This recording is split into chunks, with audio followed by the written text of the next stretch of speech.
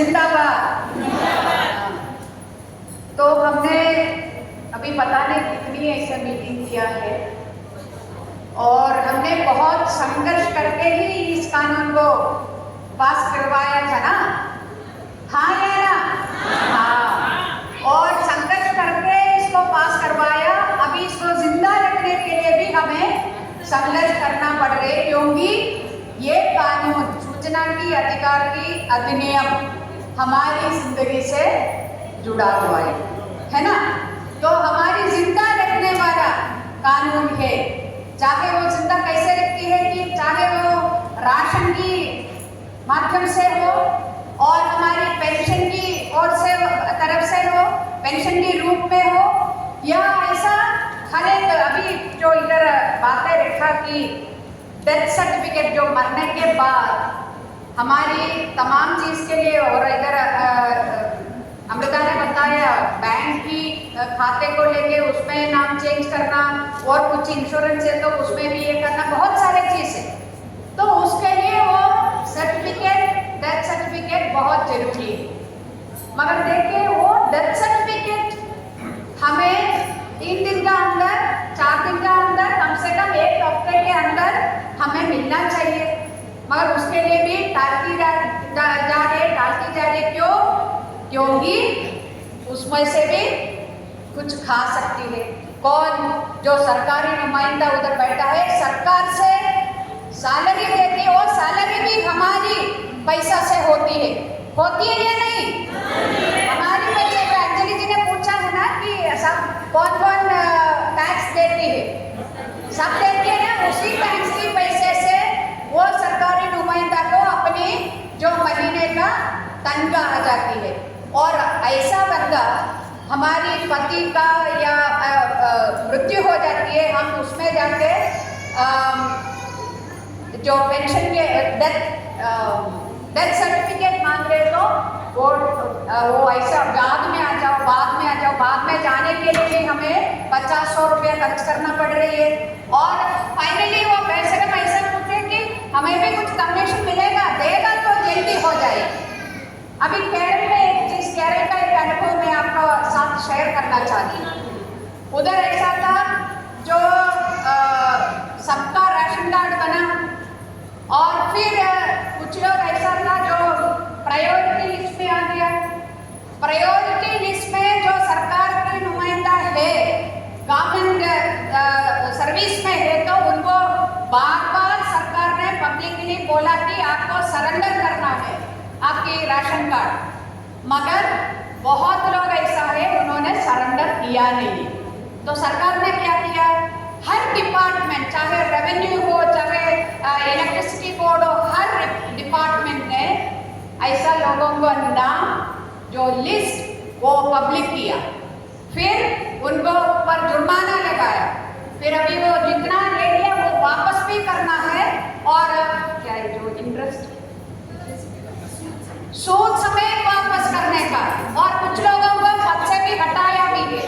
तो इसी प्रकार जो बंदे जो सरकारी नुमाइंदा डेथ सर्टिफिकेट के लिए कमीशन मांगने वाले से, हमें वो फिर उधर उस पद पे बैठने का योग्य नहीं है। सो इसलिए उसको हटाना भी चाहिए उस पद से, ये भी हमें मांग रखना है, हाँ या ना? हाँ, ऐसा सरकारी नुमाइंदा हमें नहीं चाहिए। और मैं इधर जस्टिस डोपुर भी इस बात को लेकर जिक्र किया है कि पहले भी हम एक बार आए थे ये बोलते कि जो हमारी कानून को कमजोर मत करे। वो क्या मुद्दा था एक बार, जो उस वक्त कॉन्स्टिट्यूशन में उस तरफ था, सुबह एक कमिश्नर को आप नियुक्ति करेंगे और शाम तक उसको हटा भी दे, और उसका सैलरी क्या है वो भी नहीं बताएगी। तो ऐसा उसी प्रकार एक कोशिश किया था कि कमीशन को, जो कानून को खत्म करने का, उस वक्त भी हमने आवाज उठाए थे। और अभी रिपोर्ट जो लिख रही है उसमें से बहुत सारे ऐसे राज्य हैं, अभी झारखंड से साथी बोल रहे 5 साल से उधर कोई कमीशन नहीं है, यही बोल रहे। तो लोग कहा पेंशन के जो तीसरी बड़ा जो इकोनॉमिक फोर्स अर्थव्यवस्था आर्थिक देश है, दुनिया की पूरी दुनिया में देखा था तीसरी जगह पर उतना बड़ा है। और ऐसा बोलने वाला वो कहाँ है, वो हमें हम जैसा लोगों को पता है कुछ? हम आज भी हमारी पूरी राशन मिलने के लिए संघर्ष करना पड़ रही है। हमें 5 किलो अनाज मिल रहे प्रति व्यक्ति, और 5 से भी 4.5 किलो या 4 किलो देती है, उधर भी हमें लड़ाई लड़ना पड़ रही है। आरटीआई का नाम लेगा तो हमें ये बताइए, अरे बहन जी आ जाओ बैठो, कुर्सी भी देगी, फिर बोलेगी नहीं आरटीआई का अर्जी मत डालना, आप है ना थोड़ा और ले लो, यही बताती है। इतना पावरफुल आरटीआई को आम जनता यूज कर रहे अपना जिंदगी के लिए, उसको खत्म करने के लिए ये डीपीडीपी एक्ट सुनने के लिए अच्छा है ना, प्रधानमंत्री इतना राइम वाला नर्सरी में पढ़ रहे हैं। ये तमाम चीजें क्यों हो रही है? क्योंकि आप लोगों ने पूछा प्रधानमंत्री कितना पढ़ा, नर्सरी में पढ़ा या केजी में पढ़ा या क्लास 1 में पढ़ा, पूछा है। इसलिए पूछने वाले को खत्म करने का, इसी प्रकार आगे कोई प्रश्न ना पूछे, इसके लिए ऐसा एक खतरनाक कानून लाए। और आरटीआई को यदि सीधा टच करेगा तो हम सब आवाज उठाएंगे, हमें पता नहीं होगा, ये सोच के डीपीडीपी एक्ट के अंदर से लेके आरटीआई को सूचना के अधिकार को खत्म करने का सारा प्रयास कर रहे हैं। अभी रूल बन रहे हैं, अभी ज्यादा टाइम नहीं, इसी महीने में इसका रूल सारा बनने का है।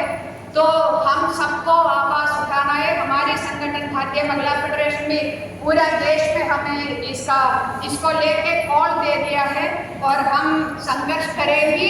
ये इधर अंजलि ने बोला 10 रुपया हमारे बच्चे के हाथ में दे के कुछ चीज खरीदने के लिए दुकान में भेजेगा तो वापस आते वक्त हम पूछेंगे नहीं कितना रुपया हो गया और बाकी पैसा क्या किया, ये पूछेंगे ना, जरूर पूछेगा या नहीं?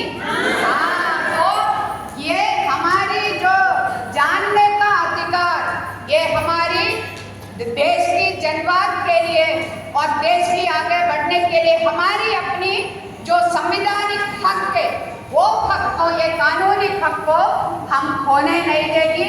हम सब एक साथ संघर्ष करेंगे और फिर संघर्ष करेंगे, क्या होगा?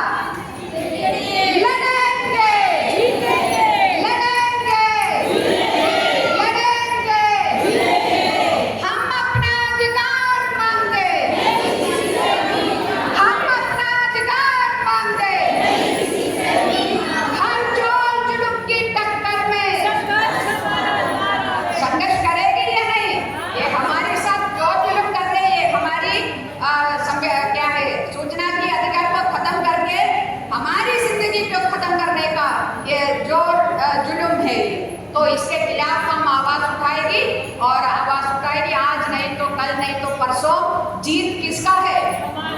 लड़ेंगे। शुक्रिया। गन्ने का जूस बड़ा गिलास 20 रुपए का।